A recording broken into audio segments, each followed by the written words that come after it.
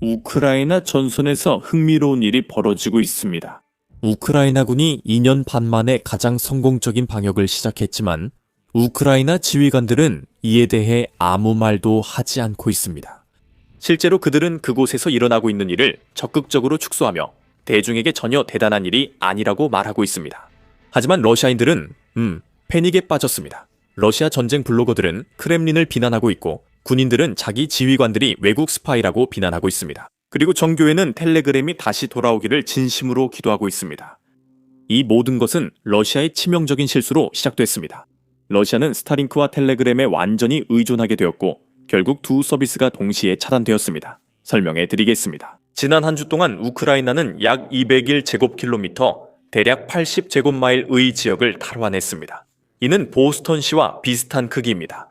자포리자 지역에서만 우크라이나군은 12개의 마을을 탈환했고 러시아군은 전선에서 10킬로미터 나 밀려났습니다. 이것이 러시아에게 얼마나 치명적인지 설명해 드리겠습니다.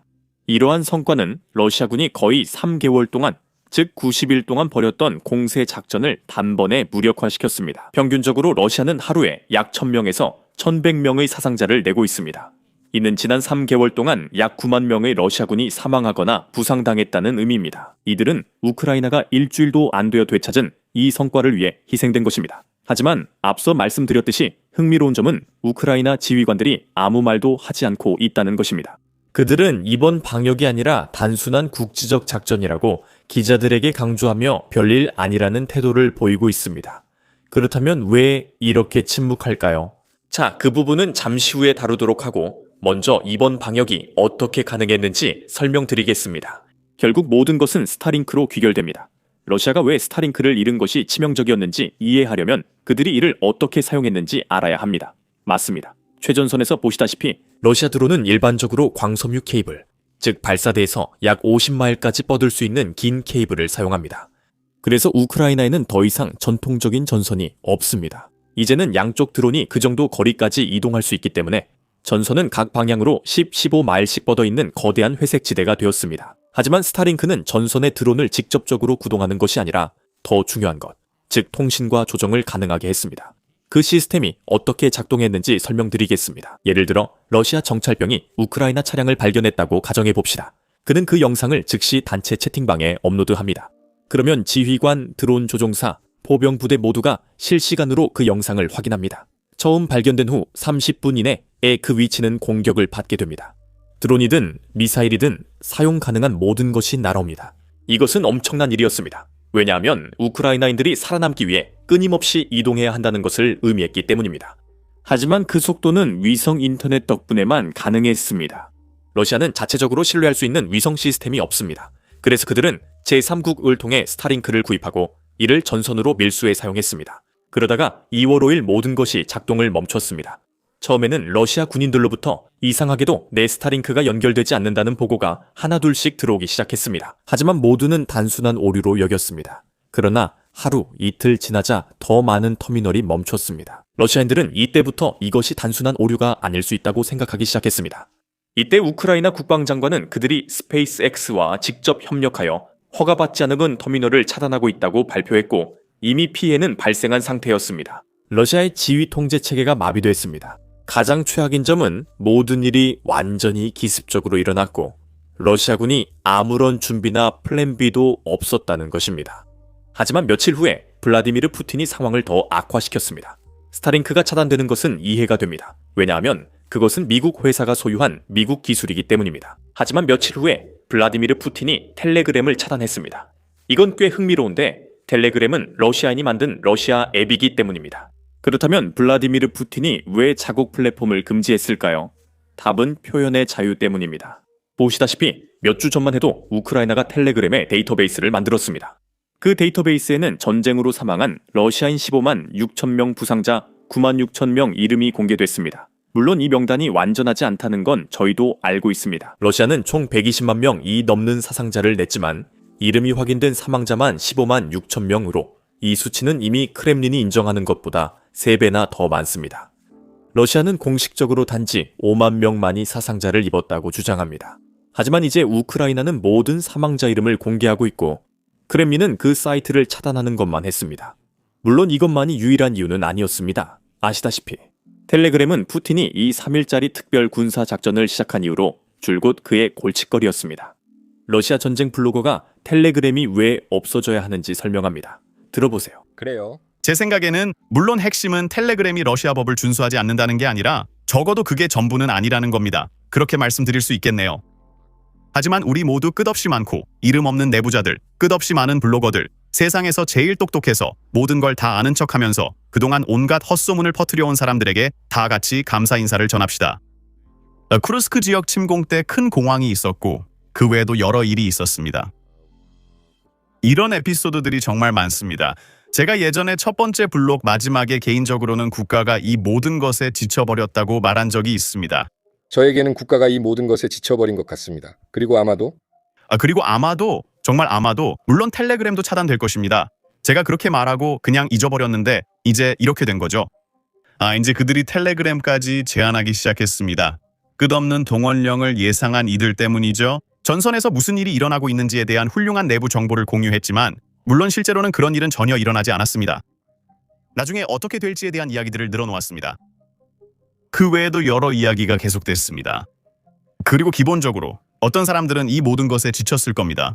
보시다시피 텔레그램의 러시아 전쟁 블로거들은 크렘린이 정말로 사람들이 알기를 원하지 않는 이야기들을 하고 있었습니다. 최전선의 손실, 실패한 공세, 장비 부족, 그리고 쿠르스크에서 일어난 러시아의 침공까지도 말이죠. 게다가 텔레그램 일부 채널은 수십만 명의 러시아 팔로워를 보유했습니다. 즉, 한 번의 메시지가 하루 동안 국영 TV가 도달하는 것보다 더 많은 러시아인들에게 전달될 수 있었고 푸틴은 전혀 여론을 통제할 수 없었습니다. 그래서 그는 아예 그 플랫폼 자체를 없애버렸습니다. 하지만 보시다시피 텔레그램을 사용한 건 러시아 언론인들 뿐만이 아니었습니다. 최전선에 있는 러시아군도 텔레그램을 사용했습니다. 그리고 이제 그들은 스타링크도 없고 텔레그램도 없습니다. 그래서 결과는 여러분이 예상하는 그대로입니다. 스타링크가 없으니까요. 30분 단위의 타격 조율도 사라졌고 텔레그램이 없으니 지휘관들은 부대와 소통할 수 없습니다. 즉시 전달되던 정보가 이제는 전혀 전달되지 않습니다. 이로 인해 러시아는 계획된 공세를 취소해야 했고 공격을 조율할 수 없어서 우크라이나 진지를 공격할 수 없었습니다. 그리고 그것은 우크라이나에게 이전에는 없었던 것을 주었습니다. 바로 시간입니다. 우크라이나에게 방역할 시간을 주었고 그뿐만 아니라 다른 일을 할 시간도 주었습니다. 앞으로 몇 달 동안 훨씬 더 중요해질 무언가입니다. 보시다시피 러시아가 통신을 복구하느라 허둥지둥하는 동안 우크라이나는 전선 전체에 걸쳐 방어 시설을 구축하고 있습니다. 이것은 큰일이며 러시아도 이를 알고 있습니다. 작년에 푸틴이 알래스카에 왔을 때를 기억하시나요? 그는 기본적으로 트럼프를 설득하러 왔습니다. 러시아는 어떤 형태의 휴전도 받아들일 수 없다고 말이죠. 왜냐하면 휴전은 우크라이나에게 방어선을 구축할 시간을 주기 때문입니다. 그리고 우크라이나가 더 나은 방어선을 갖추게 되면 러시아는 영토를 확보하는데 더 어려움을 겪게 됩니다. 그리고 그것은 러시아가 더 약한 입장에서 협상하게 된다는 뜻입니다. 우크라이나가 방어선을 구축할 시간이 늘어날수록 러시아는 협상 영향력을 더 잃게 됩니다. 그래서 푸틴은 전쟁이 계속되는 동안 협상하길 원했고 우크라이나는 휴전 상태에서 협상하길 원했던 겁니다. 하지만 우크라이나는 실제로 그 휴전을 얻지 못했습니다. 그리고 이제 그들은 방어선을 구축할 시간을 확보하고 있습니다. 바로 이것이 통신 두절이 그렇게 중요한 이유입니다.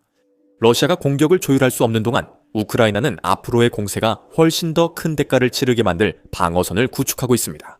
러시아 군인들이 손실을 우크라이나 탓으로 돌릴 것 같지만 점점 더 많은 러시아인은 실제로 크렘린을 비난하고 있습니다.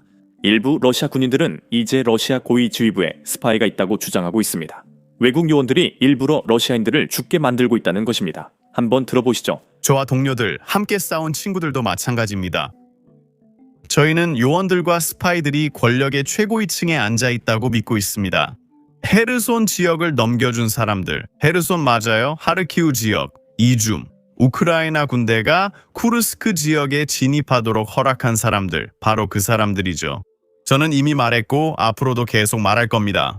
스파이 집단이 권력의 최고위층에서 활동하고 있다고요. 네, 일부는 위에 멍청이나 부패한 사람만 있고 스파이는 없다고 합니다. 이런 일은 예전에도 있었습니다. 정말 편리하죠. 부패한 바보들이 있다는 건 한 가지 문제지만 그들은 우리 편의 부패한 바보들이라는 거죠. 별일 아니에요. 역사에서도 있던 일이니 우리는 견딜 수 있습니다. 하지만 권력자와 첩자들이 고의로 군사작전을 실패하게 한다는 걸 아는 건 전혀 다릅니다. 고의로 군인들과 장교들의 삶을 망치고 나라가 서서히 몰락하도록 일부러 만들고 있는 자들입니다. 이들은 나라를 내부와 외부 모두 약화시키고 있습니다. 그리고 현재 벨라루스만이 유일한 동맹국입니다. 나머지 모든 것들은 그들의 나약함, 더 강한 자들에 대한 의도적인 약함으로 인해 우리에게서 멀어졌습니다. 그리고 지금 스타링크의 동일한 차단이 우리가 아무것도 없다는 것을 보여주었습니다. 그래, 우크라이나 군대가 곧 그걸 켜고 우리는 갖지 못할 거야. 그리고 그것을 대체할 것도 없어. 러시아 우주 탐사가 거의 완전히 파괴되었기 때문이야. 신뢰가 그만큼 깨져버린 거야. 전선에서는 병사들이 자기 지휘관들이 적을 위해 일한다고 믿고 있고 그 숫자들이 그들의 분노를 설명해주지. 우크라이나인 한 명이 사망할 때마다 러시아는 27명을 잃고 있어. 여기서 27명의 사상자가 아니라 27명의 러시아인이 죽는다는 뜻이야. 이 비율은 지속될 수 없고 러시아 병사들도 그 사실을 알고 있어. 우리 모두 러시아가 우크라이나보다 더 큰 나라라는 걸 알고 있지만 러시아 인구는 우크라이나의 4배일 뿐이지 27배가 아니야. 그리고 이런 상황은 분명 오래가지 않을 거야. 한편 러시아 언론인들 사이에서 내전이 벌어졌어. 일종의 내전인데 점점 더 심각해지고 있어. 한쪽은 기자들이 전쟁 정보를 너무 공개한다며 텔레그램 금지를 주장하고 메신저를 비난하고 다른 쪽은 이에 맞서고 있어. 한 러시아 전쟁 블로거는 이를 비꼬았다. 전쟁 특파원들만 아니었으면 우리는 하르산을 잃지 않았을 거고 쿠폰도 점령했을 거고 침공도 없었을 거야. 쿠르스크에 대해서 말이야. 당신들은 우리에게 당신들 군대의 실패를 책임지고 있다고 비난하고 있어. 보시다시피 이 전쟁 블로거들은 반대파 인물들이 아니라 모두 친전쟁 성향의 민족주의자들입니다.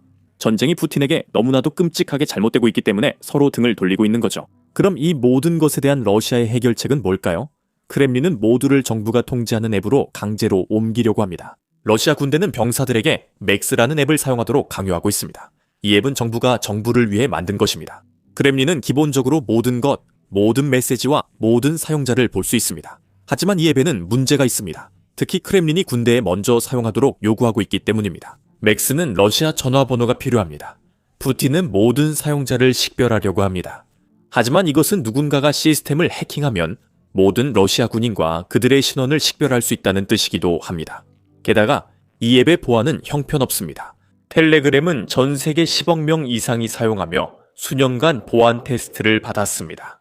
맥스는 지난 몇 달 동안 만들어졌습니다. 그리고 역사가 증명하듯이 정부가 민감한 정보를 안전하게 지키는 것으로 유명하지는 않습니다. 사실 이 앱이 너무 형편없어서 러시아 교회조차도 이제 텔레그램 차단 해제를 위해 기도를 요청하고 있습니다. 교회가 당신의 메신저 앱이 돌아오기를 위해 기도하고 있을 때 상황이 정말 이상해진 겁니다. 하지만 그럼에도 불구하고 이 모든 일은 푸틴의 사고방식에 대해 중요한 사실을 알려줍니다. 그가 이런 것들을 금지하고 단속을 강화하며 자신이 만든 앱 사용을 강요하는 데에는 이유가 있습니다. 게다가 그는 텔레그램뿐 아니라 유튜브, 왓츠앱, 페이스북, 인스타그램 등 모든 외국 소셜미디어도 금지했습니다. 실제로 왓츠앱은 지난주에 텔레그램과 함께 막 금지됐습니다. 하지만 더 중요한 것은 왓츠앱은 사람들이 뉴스를 위해 사용하던 앱이 아니었습니다. 러시아인들은 왓츠앱을 가족, 단체, 친구들과의 대화에 사용했습니다. 그리고 왓츠앱이 꽤 사적인 앱이었고 나라에서 가장 큰 앱이었으며 텔레그램보다도 더 인기가 많았음에도 불구하고 푸틴은 그것을 금지시켰습니다. 이것은 푸틴이 자신이 감시할 수 없는 곳에서 러시아인들이 소통하는 것을 원하지 않는다는 것을 보여줍니다. 그는 자신이 통제하지 않는 정보를 러시아인들이 알게 되는 것을 원하지 않습니다. 그리고 그 이유는 간단합니다. 전쟁이 그의 계획대로 되지 않기 때문입니다. 그는 정말로 이 일이 사흘 만에 끝나길 바랐습니다. 그리고 여기 핀란드 대통령 알렉산데르 스투브가 푸틴이 전략적으로 어떻게 실패했는지 정확히 설명하고 있습니다. 한번 들어보시죠. 제가 조언을 드리려는 건 아니지만 제 생각에는 여러분이 이 전쟁에서 이기고 있다고 봅니다. 그 이유는 푸틴이 전략적으로 실패했기 때문입니다. 푸틴은 우크라이나 러시아화를 시도했지만 오히려 유럽 국가가 되었고 나토 확대를 막으려다 핀란드와 스웨덴이 나토에 가입했습니다. 그리고 그는 우리의 국방비 지출을 낮게 유지하고 싶어 했지만 이제는 5%까지 오르고 있습니다. 두 번째로 그는 군사적으로도 패배하고 있습니다. 전쟁이 시작됐을 때 러시아는 우크라이나 영토의 12%를 점령했습니다. 그게 12년 전 일이고 그 이후로는 8%입니다. 지난 2년 동안에는 1%입니다. 12월에 우크라이나는 러시아 군인 34,000명을 사살했는데 러시아는 그만큼을 다시 모집하지 못했습니다. 제 답변은 지금 하던 일을 계속하라는 것입니다. 결국 여러분이 이 전쟁에서 승리할 것입니다.